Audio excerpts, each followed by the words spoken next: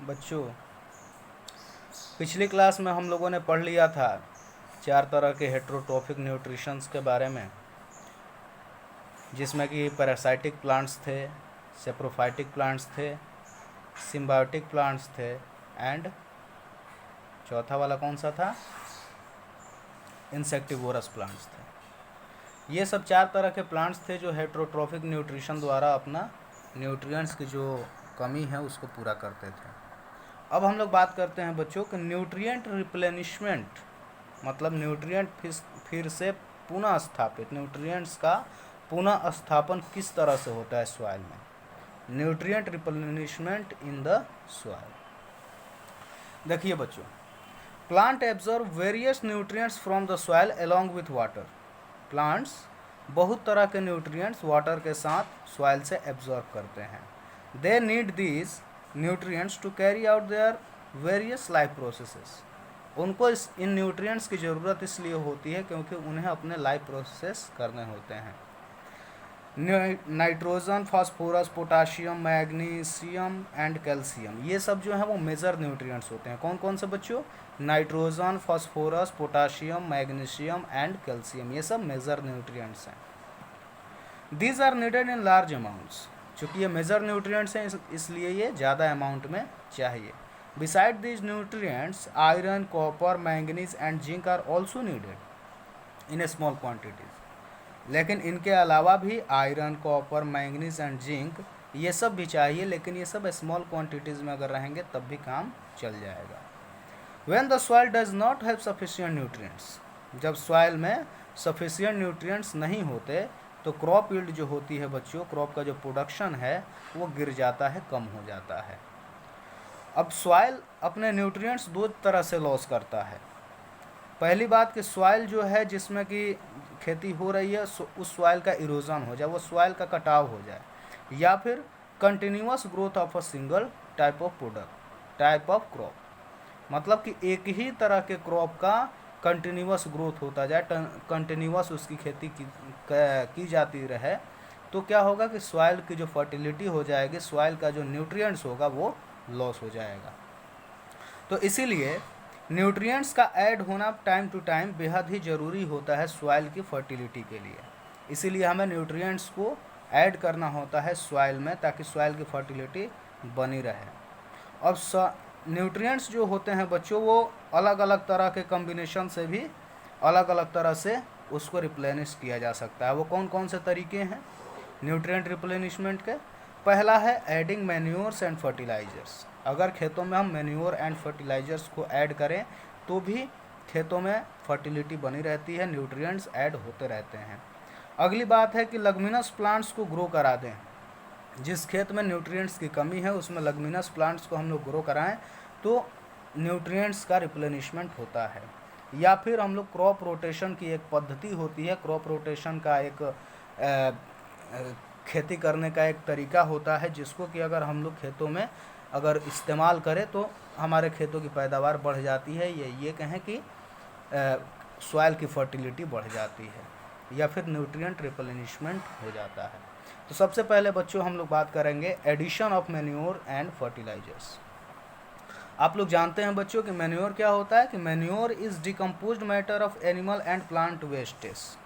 ठीक है, तो एनिमल और प्लांट मैटर का जो डिकम्पोज्ड मैटर होता है उसी को हम लोग मैन्योर कहते हैं। और ये किन चीज़ों में ये रिच होता है? It is rich in essential nutrients and humus.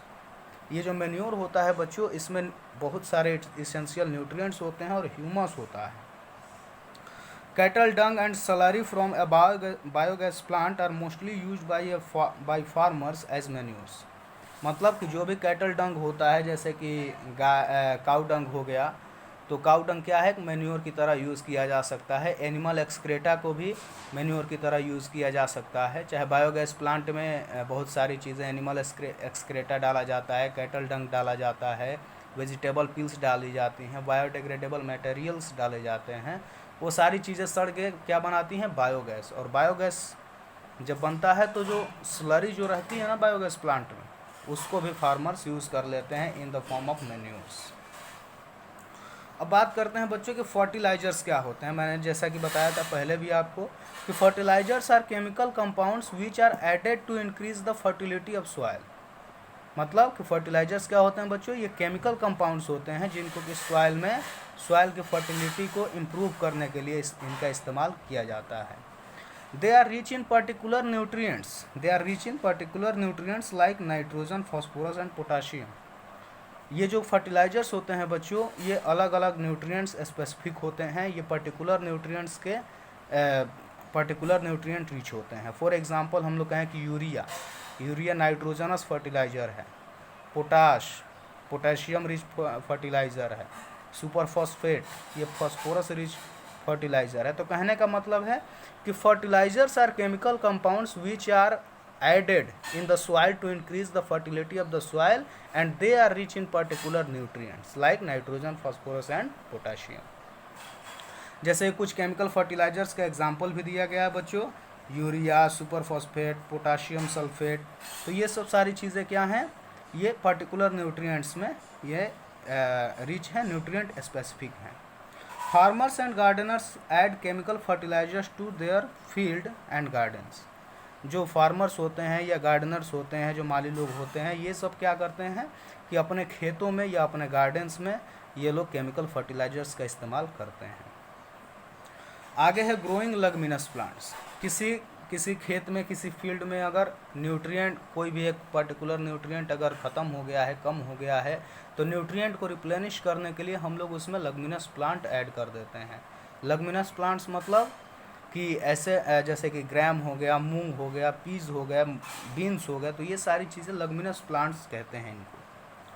Nitrogen is the most essential nutrient required by the plants. Nitrogen क्या है बच्चों, कि सबसे ज़्यादा प्लांट द्वारा रिक्वायर्ड न्यूट्रिएंट है। Leguminous plants are grown to replenish nitrogen compounds in the soil.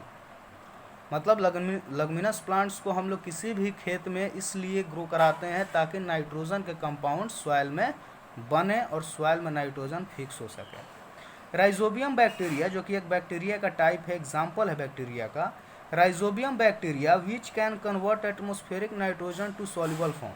तो rhizobium bacteria का क्या है बच्चों, इसकी कैरेक्टरिस्टिक क्या है कि ये एटमोस्फेरिक नाइट्रोजन को नाइट्रोजन के सॉल्युबल फॉर्म में कन्वर्ट कर देता है। जैसे कि नाइट्रोजन, एटमॉस्फेरिक नाइट्रोजन को हम N2 कहते हैं, N2, तो इसको ये कन्वर्ट कर देगा किसमें, नाइट्रोजन के सिंपलेस्ट फॉर्म में, जैसे कि NH3 अमोनिया में कन्वर्ट कर देगा, नाइट्रेट में कन्वर्ट कर देगा, नाइट्राइट में कन्वर्ट कर देगा। तो ये सब नाइट्रोजन के सॉल्युबल फॉर्म्स माने जाते हैं, तो इनमें कन्वर्ट कर देगा राइजोबियम को, नाइट्रोजन को।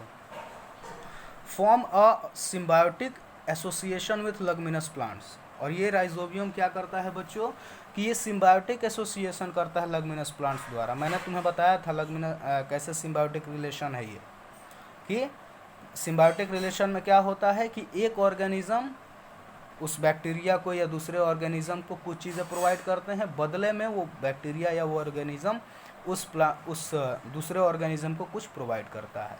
जैसे कि क्या होगा बच्चों कि सॉइल से वो क्या लेगा, water and minerals. Leguminous plants की जो रूट्स होती हैं उसमें राइजोबियम बैक्टीरिया होता है।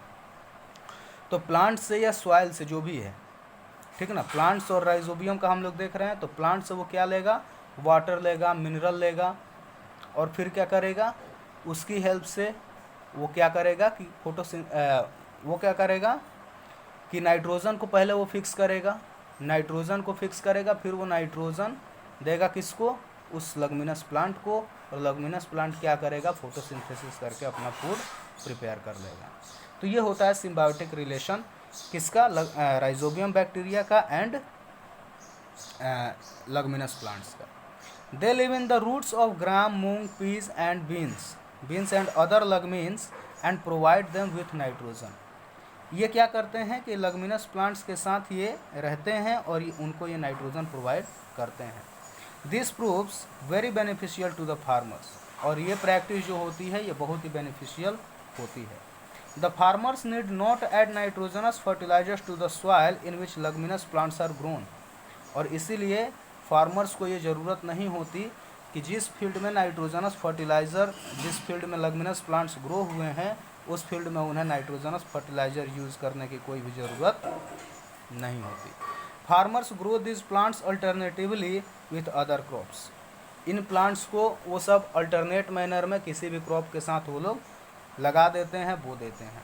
This restores the nitrogen content of the soil which was used up by the earlier crops.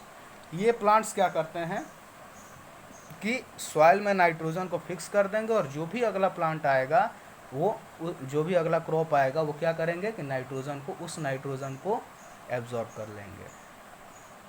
आगे है बच्चों क्रॉप रोटेशन।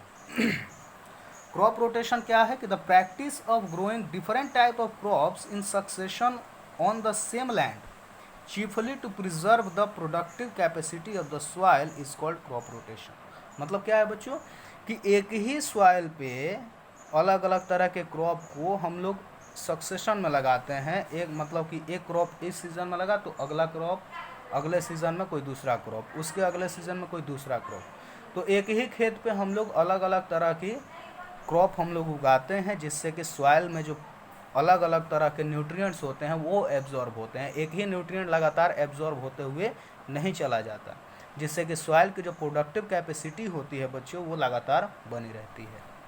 तो इसी प्रोसेस को हम लोग कहते हैं crop rotation.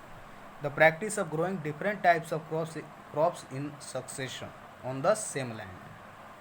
Growing same type of crops again and again depletes the same type of nutrients from the soil। अगर एक ही तरह के क्रॉप को हम लोग एक ही लैंड पे अगर लगाते चले जाएं तो एक ही तरह का न्यूट्रिएंट वहाँ से ख़त्म होता जाएगा, डिप्लेट होता जाएगा। Hence different types of crops should be grown to provide different nutrients in the soil। और इसीलिए हमें अलग अलग तरह के क्रॉप्स लगाने होते हैं ताकि सॉइल से अलग अलग न्यूट्रिएंट्स हटता रहे और कुछ न्यूट्रिएंट्स रिप्लेनिश भी टाइम के साथ होते रहें। तो बच्चों ये था आप लोगों का chapter number 1 nutrition in plants, जो कि अब ख़त्म हो चुका है। आप लोगों के पास किताबें होंगी, किताबों से जो भी एक्सरसाइज के क्वेश्चंस हैं, मैंने काफ़ी क्वेश्चंस होमवर्क में दिया भी था। अगर नहीं मिला है, अगर किताबें आपके पास हैं तो अच्छी बात है, उससे आप लोग करें किताबों से।